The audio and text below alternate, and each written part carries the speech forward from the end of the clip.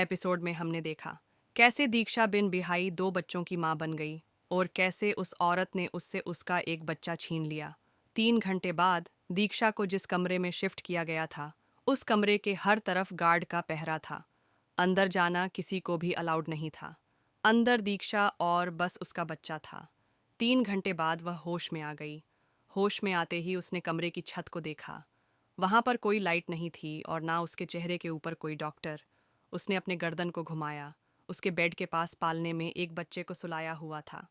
दीक्षा ने उस बच्चे की तरफ देखा और उसकी आंखों में आंसू आ गए। उसने उठने की कोशिश की, पर उसे अपने पेट के निचले हिस्से में दर्द महसूस हुआ। उसने अपने हाथ से छूकर देखा तो वहां पट्टियां लगी हुई थीं।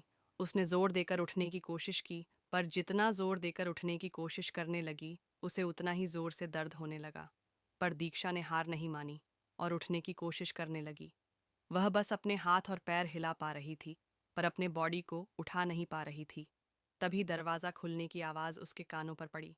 उसने जल्दी से अपनी आंखें बंद कर लीं और बेहोश होने की एक्टिंग करने लगी। दरवाज़ा खोलकर एक डॉक्टर अंदर आई। डॉक्टर दीक्षा के पास आकर रुक गई।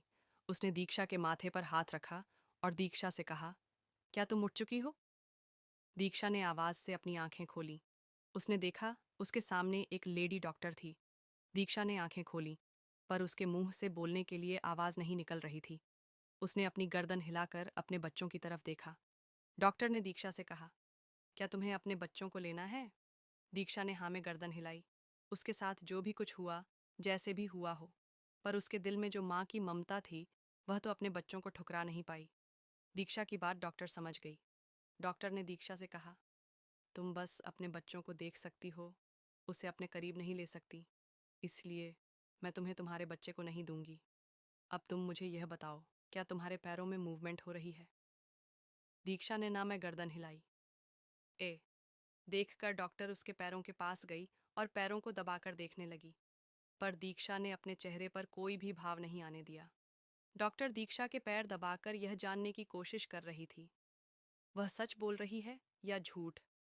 पर दीक्षा के चेहरे पर कोई भी भाव न देखकर डॉक्टर ने उसके पैर को दबाना छोड़ दिया और उससे कहा, जब भी तुम्हें अपने पैरों में हरकत महसूस हो मुझे बता देना, मैं यहीं हूँ। दीक्षा ने बस हाँ में अपनी गर्दन हिलाई और अपने बच्चे को देखने लगी। बच्चे को देखकर ही उसकी आंखें भर आईं। उसके आंखों से आंसू टपकने लगे। पर वहां बैठी डॉक्टर को इससे कोई फर्क नहीं पड़ डीडीएच रहा था। उस डॉक्टर को बस वहां दोनों पर नजर रखने के लिए भेजा गया था और अंदर जो भी हो रहा है उसके बारे में अपडेट देने के लिए। वो डॉक्टर दीक्षा की तड़प देख पा रही थी। बच्चे के लिए उसका दिल बिल्कुल भी नहीं पिघला और वह वैसे ही वहां बैठी रही। दीक्षा को 2 दिन कुछ खाने को नहीं देना था, इसलिए उसे खिलाने की कोई ज़रूरत नहीं थी। बच्चे को माँ का दूध निकालकर पिलाया जा रहा था। ये सब देखकर दीक्षा को खुद पर गुस्सा आ रहा था। दीक्षा बार बार अपने दिमाग पर जोर देकर जानने की कोशिश करती थी, वह कौन है, उसके बच्चे कैसे हुए, उसे कैसे कुछ याद नहीं। वह जितना भी अपने दिमाग पर जोर देने की कोशिश करती, उसे कुछ याद नहीं आया।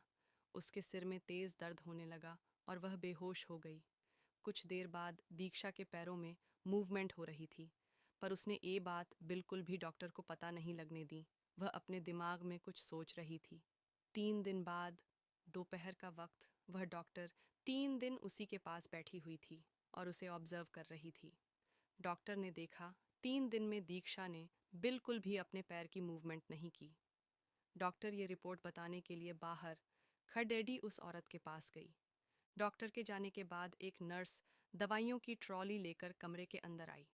नर्स ने अंदर आते ही दरवाज़ा एकदम से बंद हो गया और अगले ही पल जोरदार चीज से उसके सिर पर प्रहार हुआ। नर्स बेहोश होकर नीचे गिर गई। कमरा साउंड प्रूफ था, इसलिए बाहर आवाज नहीं गई। नर्स के बेहोश होते ही दीक्षा ने जल्दी से नर्स के कपड़े उतार कर खुद पहन लिए और अपने कपड़े उसे पहना दिए। यह सब करने में उसे इतना पेन हो रहा था, पर उसने उस पेन को झेल लिया। नर्स के कपड़े पहनने के बाद उसने अपने बच्चे को उठाया। उसकी किस्मत अच्छी थी कि बच्चा सोया हुआ था।